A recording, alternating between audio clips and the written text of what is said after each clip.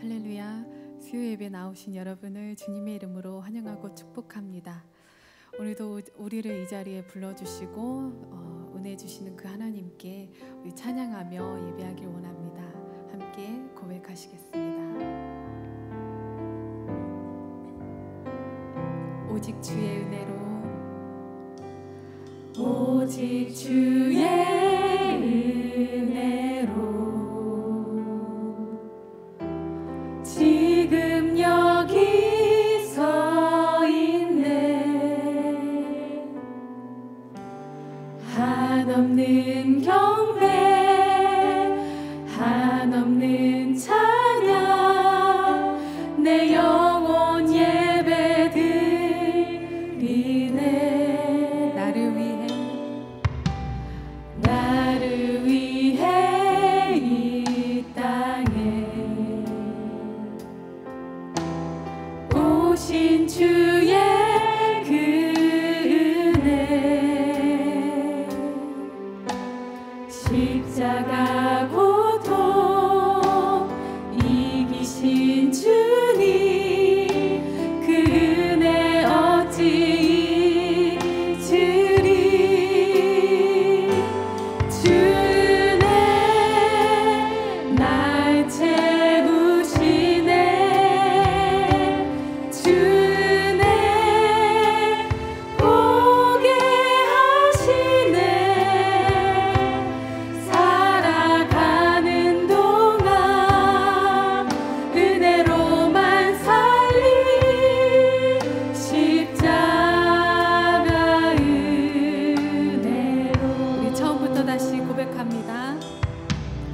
오직 주의 은혜로 지금 여기 서 있네. 지금 여기 서 있네. 한없는 경배, 한없는 찬양, 내 영혼 예배 드리네. 나를 위해 이 땅에 오신 주의 그 은혜, 십자가 고통 이기신 주님, 그 은혜 어찌 잊으리. 주네 날 채우시네. 주네 보게 하시네. 살아가는 동안 은혜로만 살리. 십자가 주네 날 채우시네. 주네 날 채우시네. 주네 보게 하시네. 살아가는 동안 은혜로만 살리. 십자가 주네 날 채우시네. 주네 날 채우시네. 주네 보게 하시네. 살아가는 동안 은혜로만 살리. 십자가 은혜로. 아멘. 우리 이어서 믿음의 주여 우리를 온전하게 하시는 그리스도를 바라보며 함께 찬송하기 원합니다.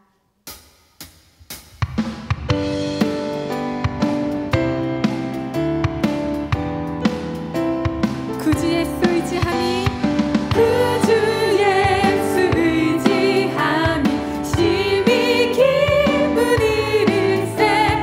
영생 허락하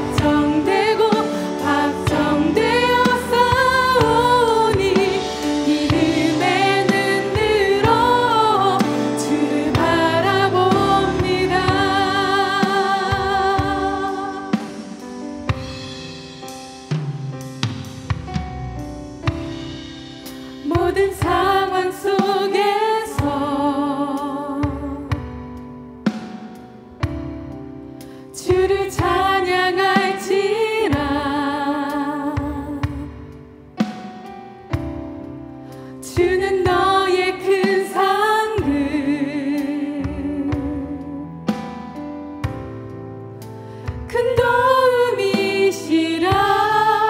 주의 얼굴 구할 때, 주의 얼굴 구할 때, 주의 영을 부으사 크신 사랑 안에서, 크신 사랑 안에서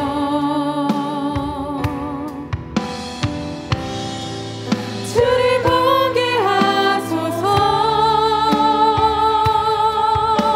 내 영혼이 확정되고 확정되어 싸우니 믿음에 눈들어 주를 바라봅니다. 내 영혼이 확정되고 확정되어 싸우니 믿음에 눈들어 주를 바라봅니다.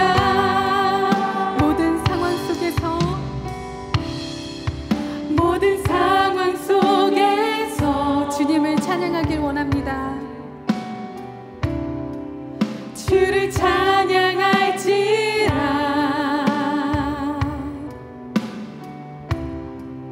주는 너의 큰 상급,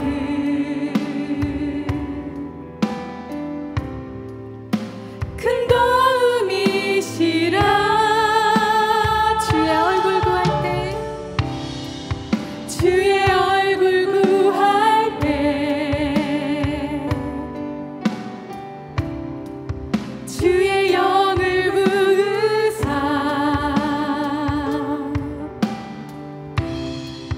크신 사랑 안에서 주를 보게 하소서. 주를 보게 하소서.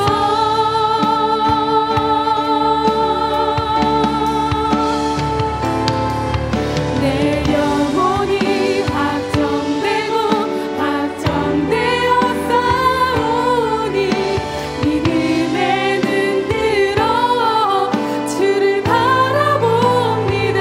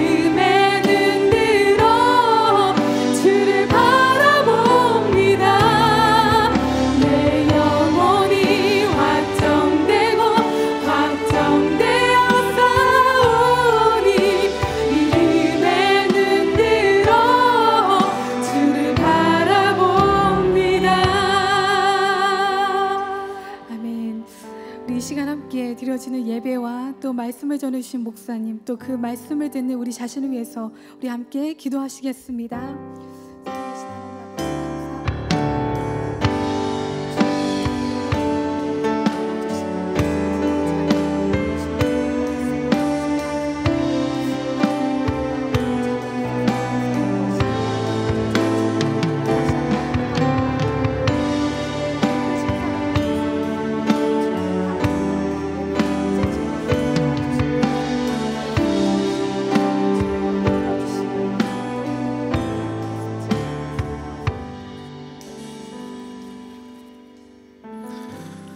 하나님 아버지 감사합니다.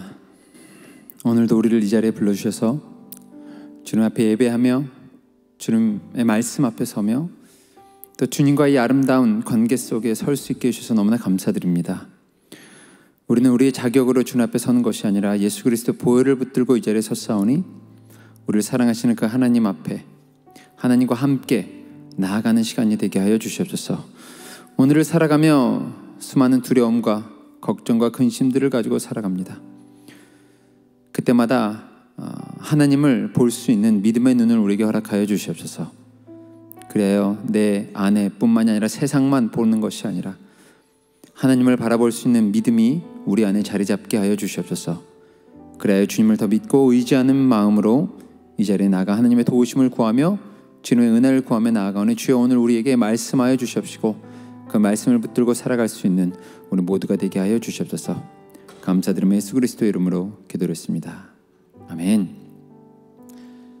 자, 오늘 이 자리에 오신 모든 분들, 또 가정에서 함께 예배드리시는 모든 분들 주님의 이름으로 환영하고 축복합니다.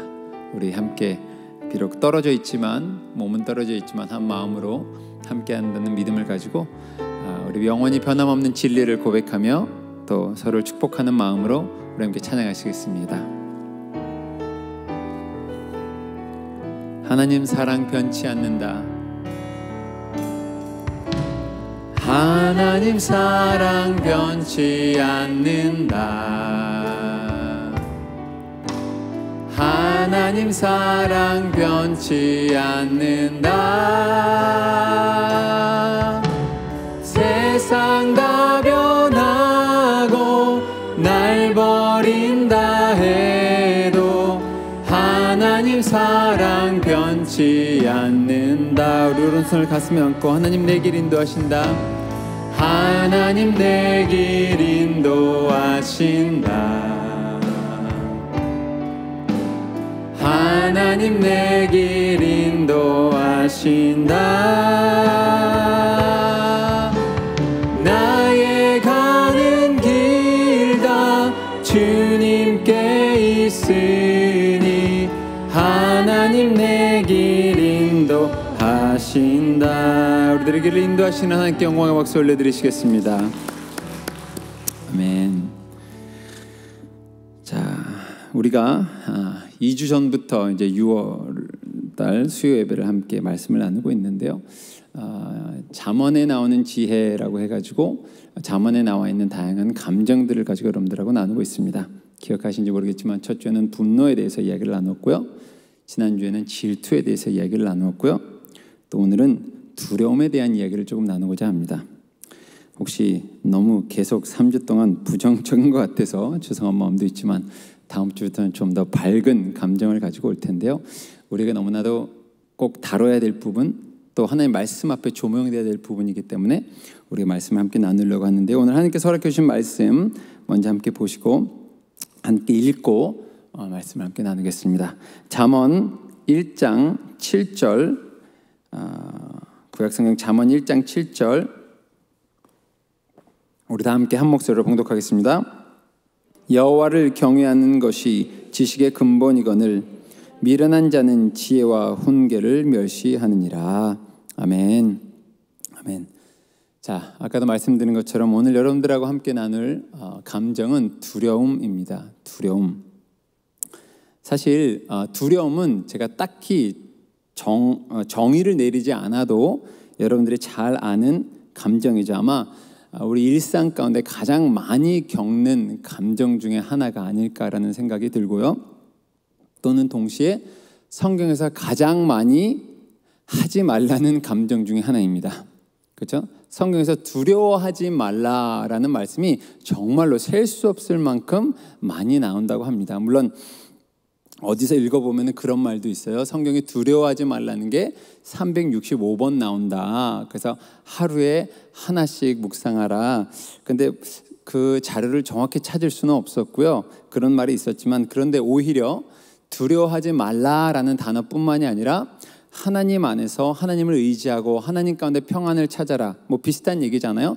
그것까지 포함하면 훨씬 더 많다라는 것이죠. 그리고 딱 생각을 해서 성경에 두려워하지 말아라는 말이 얼마나 많이 나온다는 것은 여러분들도 그냥 성경을 읽다 보면은 아실 것입니다. 그렇기 때문에 오늘은 제가 두려움에 대해서 딱 정의할 필요가 없을 것 같고요. 여러분들이 대략 어떤 두려움이 무엇인지를 아시니까. 하지만 우리 주변에 있는 좀 두려움에 대해서 좀 나누고, 무엇보다 오늘은 그 두려움을 우리가 어떻게 극복할 수 있을지에 대해서 여러분들하고 함께 나누고자 합니다. 자, 일단 성경에 두려움이라는 단어가 사용될 때는요, 일반적으로 한 세 방법으로 사용이 되는데요. 하나는 두려움하면은 어떤 사람들의 두려움을 얘기하는 거죠. 아까 말씀드렸던 두려워하지 말아라 라고 하는 그 일반적인 무서운 거, 두려운 거, 걱정되는 거, 뭐 다른 사람을 두려워한다든지 상황을 두려워한다든지 다양한 두려움, 그러니까 사람들이 가지고 있는 일반적인 두려움이라는 표현으로 성경에서는 두려움이라고 나오고 있고요. 또 하나는 이제 하나님을 향한 건데요. 하나님을 향한 것도 두 가지로 좀 나누어지는데요. 두 번째는 뭐냐면 하나님을 무서워하는 거예요. 하나님을 무서워하는 거. 물론 그 세 번째로 여러분들한테 말씀드릴 거는 오늘 본문에 나온 경외함도 있지만은 성경에도 하나님에 대한 어떤 그냥 일반적인 무서움도 표현이 되는데요. 예를 들면 창세기 3장 10절을 보면요. 창세기 3장 10절 함께 읽겠습니다. 이르되 내가 동산에서 하나님의 소리를 듣고 내가 벗었으므로 두려워하여 숨었나이다. 자, 여기서 나오는 이 두려움은 어떤 경외함을 얘기하는 것이 아니라 말 그대로 진짜 무서워하는 거예요. 그리고 성경에서도 어떤 부분에 있어서는 하나님의 심판을 우리가 두려워해야 되기도 합니다. 그래서 우리에게도 필요한 감정이기도 하지만은 성경에서 하나님에 대한 두려움은 이 무서움보다는 세 번째 여러분들하고 말씀하고 싶은 이 경외함이 더 많이 나오죠. 그러니까 하나님을 경외한다. 그러니까 이 원어에서는 그 두려움이란 한 단어로 이 세 가지가 표현이 되지만 한국말로는 조금 표현이 안 되는 것 같아요. 그러니까 두려움 하면은 사실은 그냥 무서운 거가 가장 먼저 우리한테 생각이 나오죠. 그런데 이것을 좀 우리말로 번역하면 경외함, 여호와를 경외하는 것, 공경하는 것, 존경하는 것, 또는 어떤 긍정적인 두려움을 가지고 하나님 앞에 나오는, 영어로 이걸 어라고 표현을 하는데 뭐냐면 이렇게 놀라움 가운데 어떤 황홀함, 존중, 또 하나님의 높으심을 바라보는 어떤 경외함이라는 단어로 많이 나오고 있습니다. 그래서 성경에서 쓰여지는 단어는 이렇게 세 가지로 쓰여지고요. 그러면서 이제 이 말씀을 준비하다 보니까 그런 좀 최근에 사람들하고 대화했던 내용들, 또는 좀 묵상했던 내용들, 또 우리 삶 가운데 나타나는 두려움이 무엇이 있을까 생각해 보았을 때, 물론 너무 많아요, 두려움이라는 건. 하지만 세 가지로 조금 간추려 보았습니다. 우리는 일상을 살아가며 어떤 두려움 가운데 살아갈까? 또는 특히 코로나가 그것을 좀 더 증폭시켰다고 말할 수 있죠. 없던 두려움이 생긴 건 아니지만 오히려 코로나로 인해서 일반적인 우리 두려움들이 많이 증폭이 됐는데, 하나는 많은 분들이 제가 주변에 이야기를 하고 또 소식을 들어보고 하면은 미래에 대한 두려움이 참 많은 것 같습니다. 미래에 대한 두려움, 앞으로 일어날 일에 대한 두려움, 심지어는 그 코로나 질병 자체도 앞으로 내가 이것을 걸릴까 봐 어떤 건강에 대한 두려움도 있지만, 사실 그것보다 더 깊은 두려움은 어떤 미래의 불확실함, 그죠? 내 삶이 앞으로 어떤 길로 살아갈까? 내 삶의 미래는, 나의 10년 후, 20년 후는 내가 어떤 모습으로 살아갈까? 그러면서 거기에 많이 자리 잡고 있는 두려움이 뭐냐면 보니까 경제적인 두려움이더라고요. 성경에서 말하는 무엇을 먹을까? 무엇을 입을까? 애써 그런 걱정을 안 하려고 하고 애써 믿음으로 이겨보려고 하지만 많은 사람들의 마음속에 있는 것은 뭐냐면 앞으로 무엇을 먹을까? 무엇을 입을까? 아마 그래서 예수님이 그걸 아시고 지금뿐만이 아니라 예전부터도 늘 인류의 사회는 그런 두려움을 가지고 살았기 때문에 무엇을 먹을까? 무엇을 입을까? 걱정하지 말라고 하신 것이 아닐까? 하지만 그럼에도 불구하고 참 많은 두려움들이 있습니다. 그러면서 그거죠. 우리 아이들을 키우는 교육 시스템도 수능 같은 것도 결국은 뭐에 대한 두려움이 미래에 대한 두려움이잖아요. 이 아이가 어떻게 무엇을 먹고 무엇을 입으면, 그러니까 근본적으로 들어가면은 밖으로는 다양하게 표현할 수도 있겠지만, 그래서 누가 어떤 분이 강의하면서 그런 얘기 하시더라고요. 고3이 참 스트레스가 많다. 그 수능으로 이어지고 대학교로 이어지고 결혼으로 이어지고 회사로 이어지고 막 이어지니까는. 그런데 초등학교 1학생도 스트레스가 많다. 뭐 때문에 12년 후에 치러질 수능 때문에 스트레스가 많다. 뭐 그렇게 얘기를 하더라고요. 그러면서 젊은 사람들도 미래에 대한 두려움이 있습니다. 요즘 뭐 뉴스만 틀으면은 뭐 어떤 주식 열풍 같은 거, 그렇죠? 그 뭐 주식이 좋다 나쁘다 그거를 떠나서 어떤 미래에 대한 두려움 때문에 나타나는 현상 중에 하나이죠. 젊은 사람들이 두려움이 있어요. 그런가 하면은 현장에서 일하고 있는 분들도 미래에 대한 두려움이 있어요. 은퇴에 대한 두려움이 있어요. 그런가 하면요, 은퇴하는 분들도 은퇴 후의 삶에 대한 두려움들이 있어요. 어떻게 내가 살아갈 것인가에 대한 어떤 경제적인 부분도 있지만요, 동시에 경제적인 뿐만이 아니라 어떤 정체성의 문제이죠. 내가 무엇을 하고 살아갈 건가. 내가 이렇게 살아가는 삶이 나의 정체성이었는데 그것을 다 내려놓고 또 다른 삶을 살아간다는 것이 내가 어떤 의미가 있는 사람인가, 내가 어떤 존재의 가치가 있는 사람인가라는 수많은 두려움들이 있다는 것이죠. 사실 요즘 또 한 가지 뉴스에 보니까는 코로나의 영향인지 모르겠지만 금융업계가 굉장히 많이 타격을 입고 있다 그러죠. 특히 온라인이 많이 활발해지면서. 그러면서 요즘 뉴스에 나온 것 중에 하나가 뭐냐면 금융업계, 특히 은행에서 40대 희망퇴직을 받고 있다라고 얘기를 합니다. 사실은 한국이 다른 나라에 비해서 은퇴의 나이가 굉장히 빠르거든요.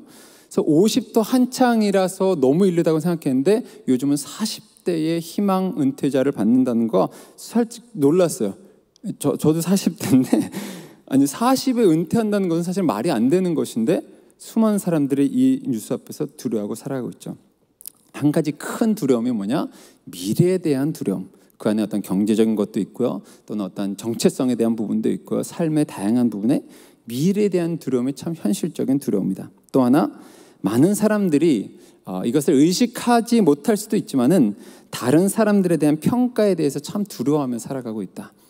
내가 어떻게 보여질지, 다른 사람들에게 내가 어떻게 보여질지에 대한, 다른 사람들은 나를 어떻게 생각할지, 이것도 애써 외면하라고 하지만 특히 한국 문화에 뭐 제가 이제 좀 다양한 나라나 문화를 좀 경험하였는데, 물론 사람이 사는 곳은 다 비슷하지만요, 그럼에도 불구하고 동양, 특히 한국은 좀 체면 문화이기 때문에 특히 다른 사람이 나를 어떻게 볼까.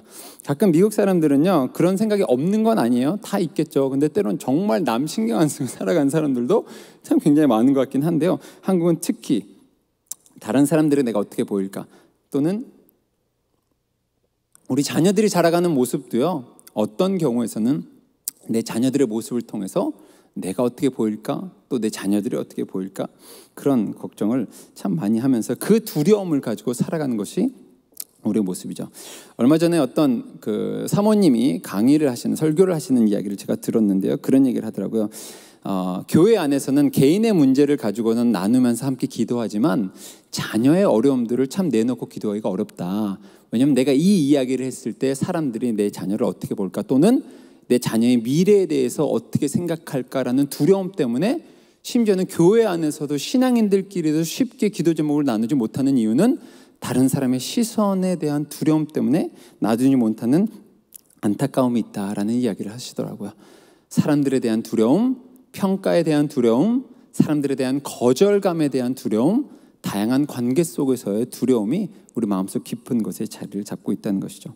그다음에 또 하나, 세 번째는 되게 의외일 수도 있는데요, 특히 신앙인들, 믿는 사람들 안에서 나타나는 두려움인데 뭐냐면 하나님의 평가에 대한 두려움이 있더라고요. 하나님에 대한 평가에 대한 두려움. 이거 뭐냐? 이것도 조금은 한국이 더 많이 두드러지는 부분이 있는 것 같은데, 어떤 율법주의적인 사고방식에서 어떤 마음이냐면 내가 신앙생활을 하는데 늘 부족한 것 같고, 늘 모자란 것 같고, 늘 뭔가 잘 못하고 있는 것 같고, 그래서 가끔 물어봅니다. 지금 하나님이 나타나신다면, 지금 하나님이 이 자리에 내려오신다면 여러분들에게 무엇라 말하시겠습니까? 라고 얘기할 때 어떤 사람들은 내가 너를 사랑한다라고 얘기할 수도 있지만 어떤 사람들은 혼날 것 같은 생각을 가지고 살아가는 분들이 있어요. 내가 기도도 못하는 것 같고 말씀도 못 읽고 있는 것 같고 뭔가 내가 신앙생활을 잘 못하고 있는 것 같다는 어떤 부담감과 죄책감과 큰 어떤 짐을 지고 살아가는 모습들이 굉장히 안타까운 것 중에 하나라는 것이죠. 물론 우리는 늘 부족하고 늘 연약합니다. 하나님 앞에서 저 이렇게 잘하고 있습니다라고 말할 사람은 아무도 없죠. 우린 다 연약합니다. 그럼에도 불구하고 우리를 사랑하시는 분, 이 연약함을 알고도 늘 나에게 찾아오셔서 나를 새롭게 하시는 분이 하나님이신데, 그 하나님과의 어떤 아름다운 관계 속에서 들어가기보다는 뭔가 좀 내가 계속 못하고 있다라는, 이거는 사실은 우리 성도님들의 잘못이라기보다는 목회자로서 저도 뭐 좀 조심스럽게 얘기하지만 사실은 가끔 교회들이 너무 행동주의, 결과주의, 율법주의에 좀 치중하다 보니까 어떻게든지 못하니까 잘해야 된다라는, 뭔가 하나님의 사랑이 더 강조되기보다는 어떤 율법이 더 강조됐던 부분도 사실은 없지 않아 있기 때문에 사실 우리 모두가 하나님 앞에서 이런 것들을 조금 점검해야 되는 것이 아닐까. 자, 우리는 어떤 두려움을 가지고 살아가느냐? 미래에 대한 두려움, 사람들에 대한 평가에 대한 두려움, 심지어는 하나님에 대한 두려움. 물론 경외함은 있어야 되는데 어떤 무서운 두려움도 자리 잡고 있다는 것이죠. 이 외에도 뭐 실패에 대한 두려움, 질병에 대한 두려움, 죽음에 대한 두려움, 뭐 너무나도 많은 두려움으로 우리 삶이 가득 차 있습니다. 자, 그렇다면 우리는 어떻게 하면 이 두려움으로부터 자유할 수 있고 어떻게 하면 이 두려움을 극복하며 나아갈 수 있을까? 물론 아주 답은 쉬울 수 있어요. 하나님을 두려워하고, 그러니까 세상을 두려워하지 말고 하나님을 두려워하면 된다. 그것이 오늘 본문이잖아요. 여호와를 경외하라. 근데 저는 이번 말씀을 준비하면서 조금 더 구체적인 것을 좀 뭔가 하나님 앞에서 저도 느끼고 또 나누고 싶은 마음에서, 그럼 하나님을 경외한다는 것이 무엇인가?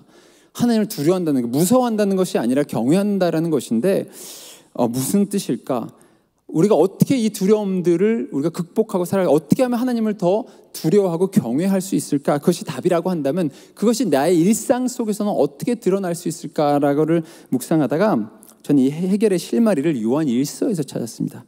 요한 1서에 보면 이렇게 나와 있는데요. 요한 1서 4장 18절과 19절을 새 번역으로 한번 읽어드릴 텐데요.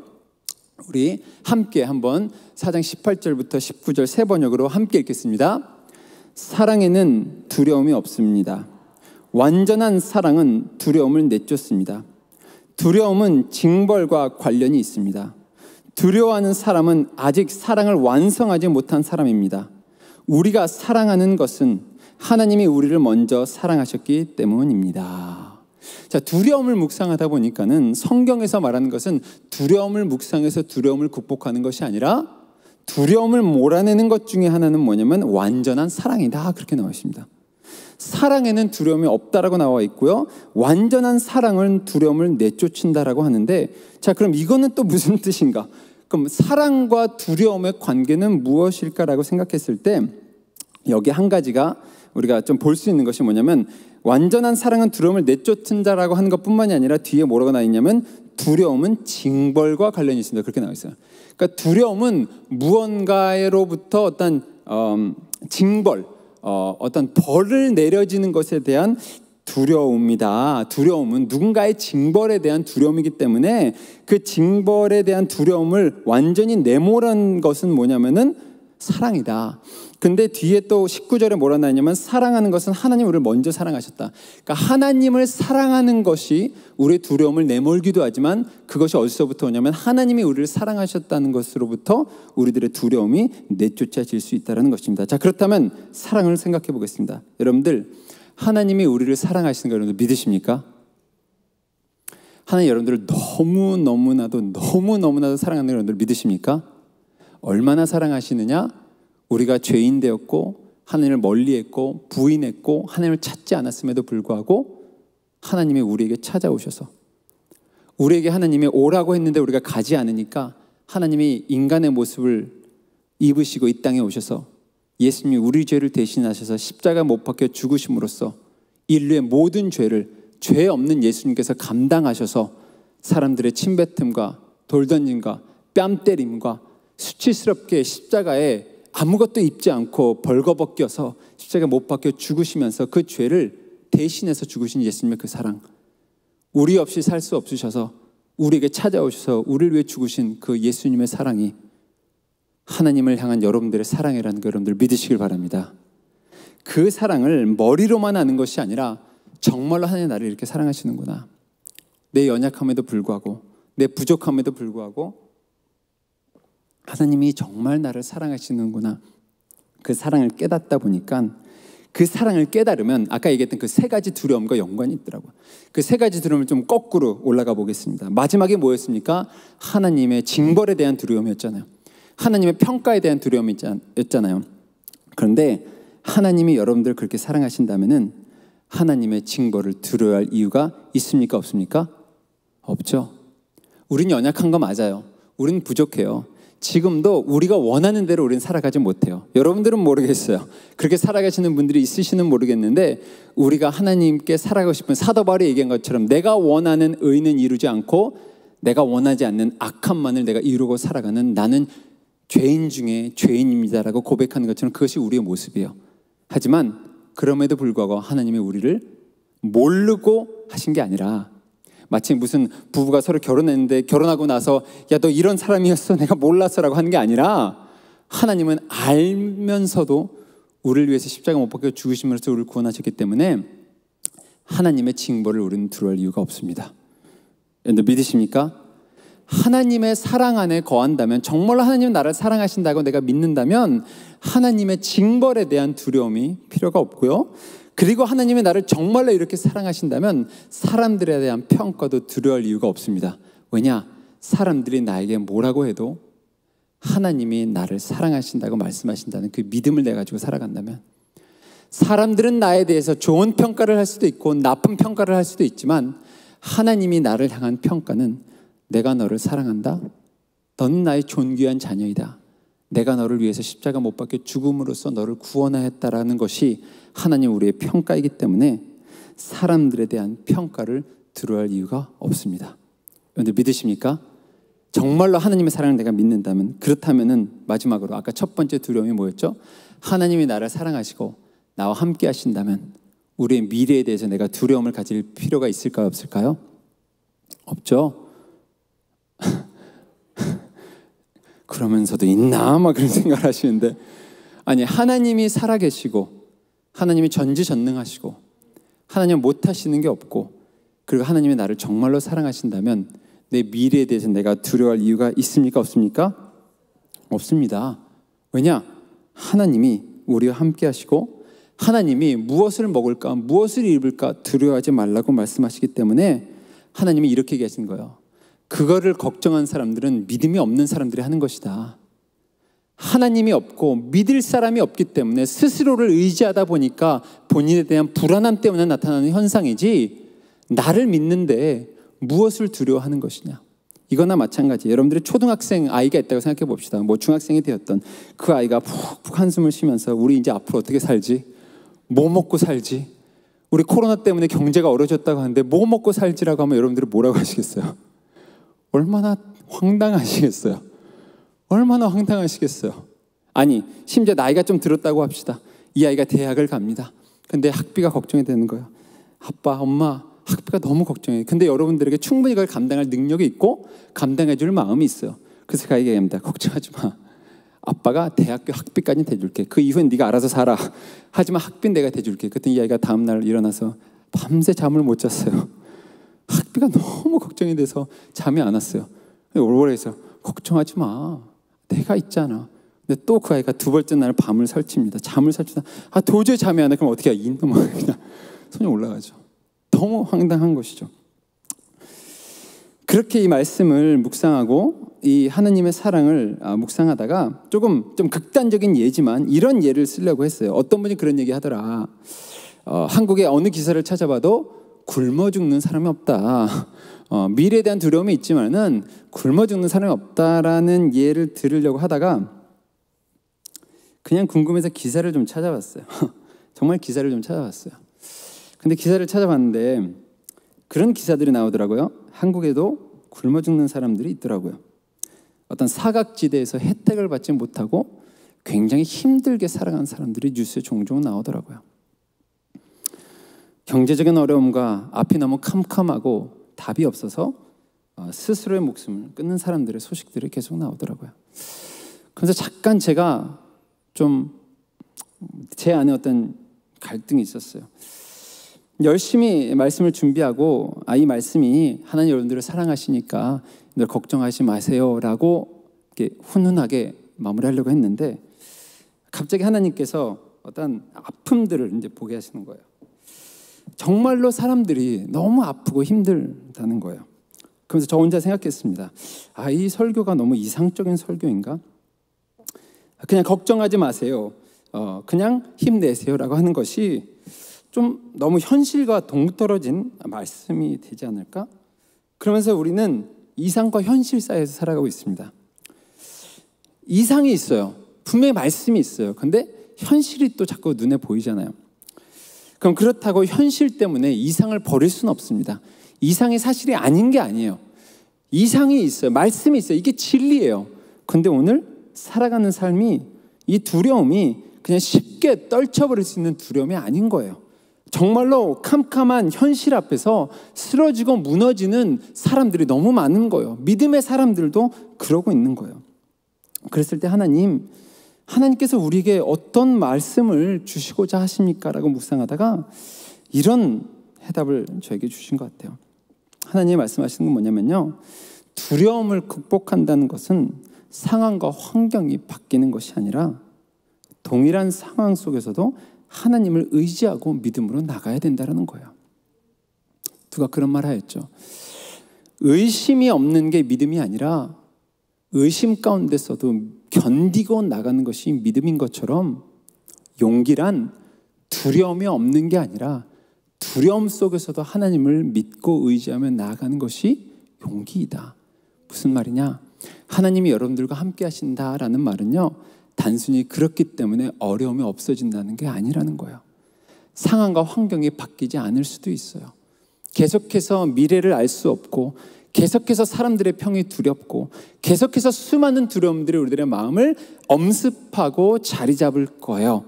그게 단숨에 사라지지 않아요.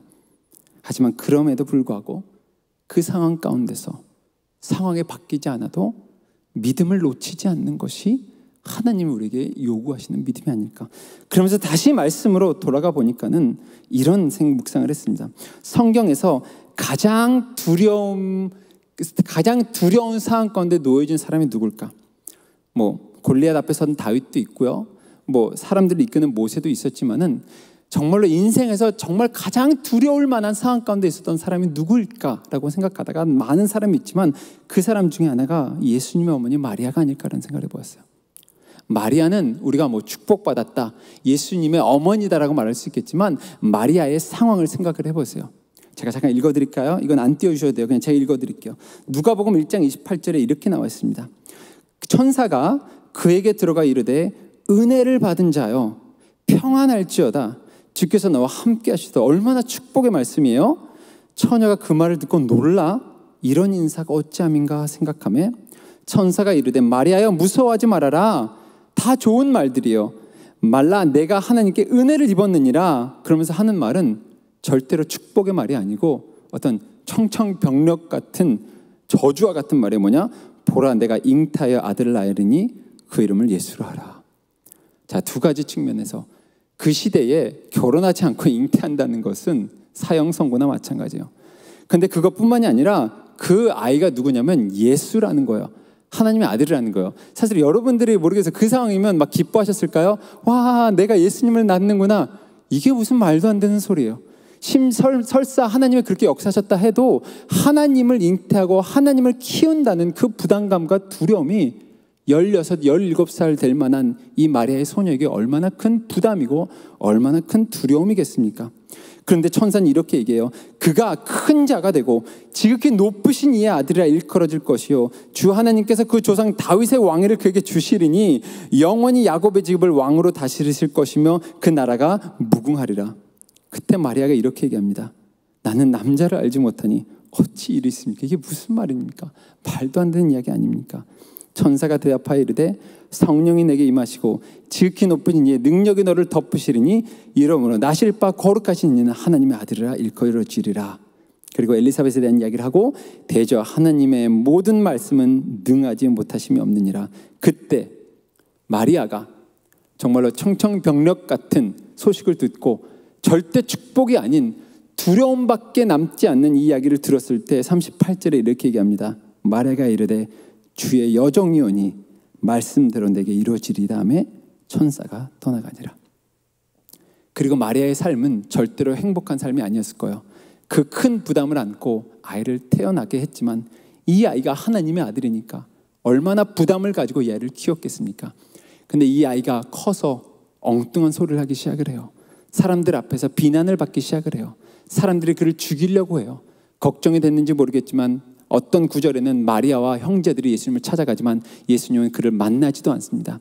그러다가 결국 붙잡혀서 매를 맞고 채찍을 맞고 피투성이가 된 아들을 십자가에 매달려서 보는 마리아의 모습은 평생 그는 두려움으로부터 벗어날 수 없는 상황 속에서 아마 살았을 거예요. 그런데 하나님이 그에게 한 번도 이 어려움에서 너를 건져주겠다 얘기하지 않으세요. 예수님이 네가 하나님의 아들을 낳을 거야 그랬더니 아니요, 무슨 말도 안 되는, 전 도저히 못합니다. 그래? 알았어, 이게 너에게 너무 큰 짐이니까 내가 다른 사람한테로 옮길게라고 하지 않았어요. 한 번도 너를 이 어려움으로부터 건져내겠다 얘기하지 않았어요. 하지만 하나님 뭐라고 얘기하셨냐면 주가 너와 함께 하시겠다 말씀하셨어요. 그 상황 가운데 내가 너를 홀로 내버려 두지 않겠다고 말씀하시는 거예요. 내가 너와 함께 하겠다라고 말씀하는 거예요. 두려움의 문제는 문제의 그 두려움을 가지고 오게 하는 문제가 없어지는 게 해결이 아니라는 거예요. 두려움은 계속해서 우리에게 있고요. 그 두려움의 현실 속에서 힘들고 아프고 괴로워하며 살아가는 것이 우리들의 삶이라는 거예요. 하지만 그때 하나님을 말씀하시는 거예요. 내가 그곳에 너와 함께 하겠다. 내가 너에게 힘을 주겠다. 내가 너를 붙들어 주겠다. 내가 너를 일으켜 주겠다라고 얘기를 하는 것입니다. 그러면서 제가 아는 목사님의 글이 눈에 들어왔습니다. 미국에 이민 목회를 하시는 송병준 목사님의 글인데요. 그분이 시편 113편 먼지더미에서 일으킨 믿음이라는 어떤 시편의 이야기를 하시면서 이렇게 글을 쓰셨어요. 제가 오늘 이 글을 읽음으로써 오늘 말씀을 마치고 싶은데요. 이렇게 말씀하십니다. 믿음은 자기 암시나 자기 강화가 아닙니다. 과잉 믿음은 두려움의 표시일 뿐입니다. 진정한 믿음은 두려움과 떨림 속에서도 하나님을 신뢰하는 것입니다. 우리는 연약합니다라는 인정과 주는 완전합니다라는 고백입니다. 믿음은 현실을 바꾸는 능력이 아니며 변하지 않는 현실에서 해석과 의미를 찾아주는 은혜입니다. 고통과 고난을 사라지게 하는 것이 아니라 의미가 되게 합니다.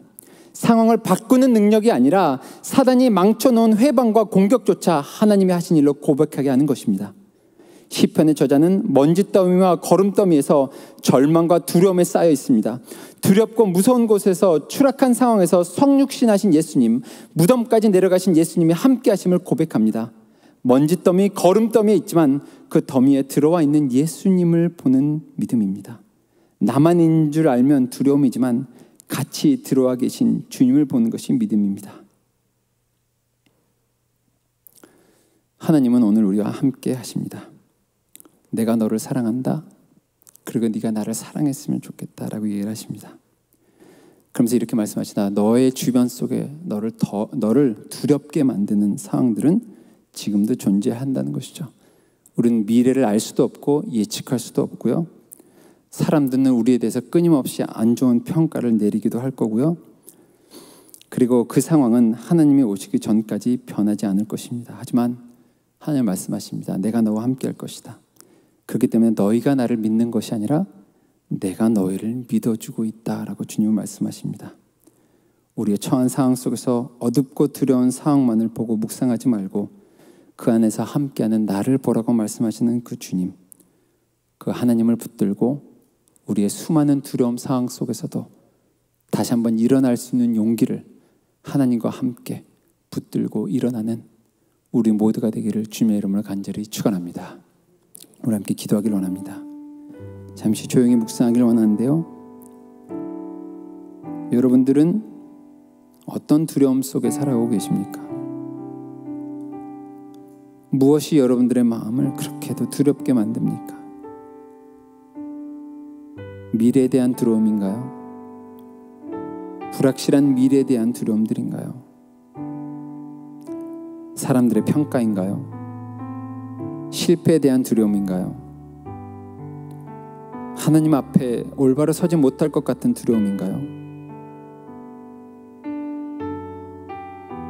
수많은 두려움 속에 우리는 살아갑니다.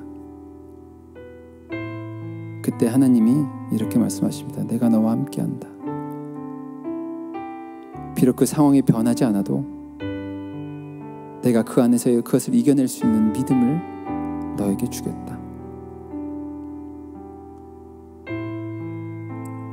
오늘 하나님께서 여러분들에게 주신 말씀을 묵상하며 하나님 여러분들에게 개인적으로 말씀하시고자 하는 그 음성에 귀 기울이며 잠시 묵상으로 기도하겠습니다.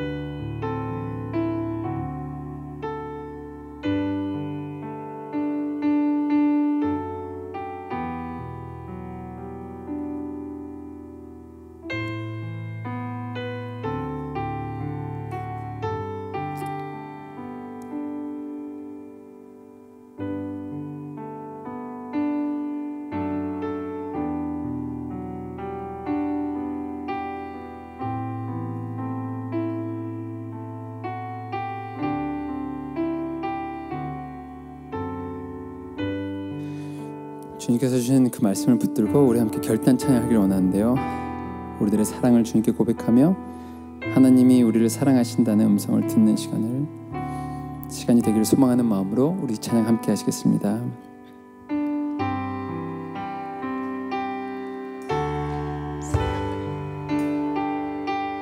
사랑합니다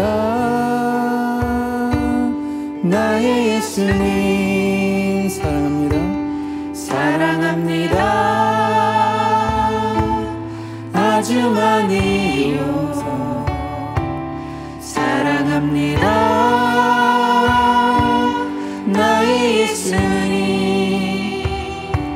사랑합니다 그가 우리 다시 한번 고백하겠습니다. 사랑합니다 나의 예수님 사랑합니다 나의 예수님 사랑합니다 아주 많이요 사랑합니다 나의 예수님 사랑합니다 그것뿐이에요. 하나님 여러분들에게 말씀하십니다. 사랑한다 내 아들아 사랑한다 아들아 내가 너를 잘 아노라 사랑한다 아들아 사랑한다 내 아들아 내게 축복 더 사랑한다 내 딸아 사랑한다 내 딸아 내가 너를 잘 아노라 사랑한다 내 딸아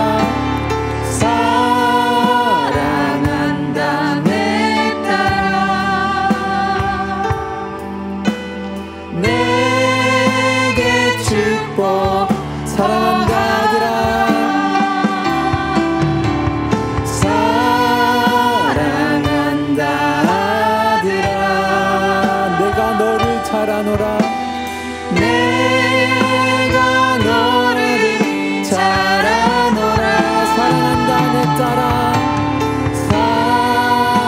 사랑한다 내 딸아 내게 축복 우리의 마음을 다시 한번 고백하겠습니다. 사랑합니다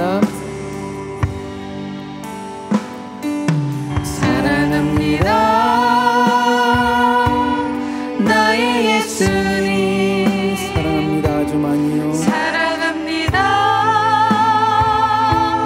아주 많이요. 사랑합니다. 나의 예수님 사랑합니다. 그것뿐이에요. 그렇습니다. 주님, 하나님의 자녀로 살아가면서 하나님의 자녀로 살아감에도 불구하고 수많은 두려움 속에 살아갔던 우리의 연약함을 주님께 회개하고 주님께 올려드립니다. 하나님, 너무나도 많은 때에 세상의 두려움 때문에, 미래의 두려움 때문에, 사람들에 대한 두려움 때문에, 심지어 우리를 사랑하시는 하나님에 대한 두려움 때문에 믿음으로 살아가지 못했던 우리들의 죄를 주 용서해 주시옵소서. 무엇보다 주님, 우리들을 불쌍히 여겨 주시옵소서. 또는 믿음을 가지고 살아가지만 참 많은 두려움 가운데 힘들고 지쳐서 쓰러진 영혼들이 있습니다. 주님, 그들을 불쌍히 여겨 주시옵소서. 그리고 지금 이 순간 우리에게 말씀하시는 주님의 음성을 듣게 하여 주시옵소서. 주님은 너 왜 그렇게 무서워하냐, 너 왜 그렇게 두려워하냐라고 말씀하시는 것이 아니라 우리에게 찾아와 주셔서 내가 너를 사랑한다, 내가 너를 잘 안다, 늘 너를 생각하며 내가 살아간다. 근데 왜 그렇게 두려움 가운데 넘어져 있고 쓰러져 있는 우리를 다시 한번 붙들어 일으켜 주시는 그 주님의 음성을 듣는 시간이 되게 하여 주시옵소서. 주님 말씀하십니다. 사랑에는 두려움이 없다라고. 완전한 사랑이 모든 두려움을 몰아낸다고. 두려움은 징벌에 대한 것이기 때문에 내가 너를 먼저 사랑했던 이 사랑을 붙들고 살아가라고 말씀하시는 그 음성을 듣는 시간이 되게 하여 주시옵소서. 그리하여 주님, 비록 상황이 변하지 않더라도, 비록 상황과 환경들이 내 마음대로 바뀌지 않더라도 그 가운데 믿음으로 다시 일어설 수 있는 진정한 믿음을 우리에게 주님께서 허락하여 주시옵소서. 하나님의 손을 붙들고 다시 일어서기를 소망합니다. 그 사랑을 붙들고 두려움을 이겨낼 수 있는 믿음의 사람들이 되게 하여 주시옵소서. 그 믿음의 고백을 가지고 하나님의 음성을 붙들고 살아가는 우리 모두가 되게 하여 주시옵소서. 그 마음으로 주님께 우리의 마음과 예물도 올려드렸사오니 하나님의 영광을 위해 아름답게 사용하여 주시옵시고, 우리의 현재와 미래와 과거의 모든 것들이 다 주님께 속해 있음을 믿고 고백하며 나아가는 우리 모두가 되게 하여 주시옵소서. 감사드리며 예수 그리스도의 이름으로 기도드렸습니다. 아멘. 함께 자리에 일어나서 주님께서 가르쳐 주신 기도를 찬양으로 고백하며 오늘 예배를 마치겠습니다.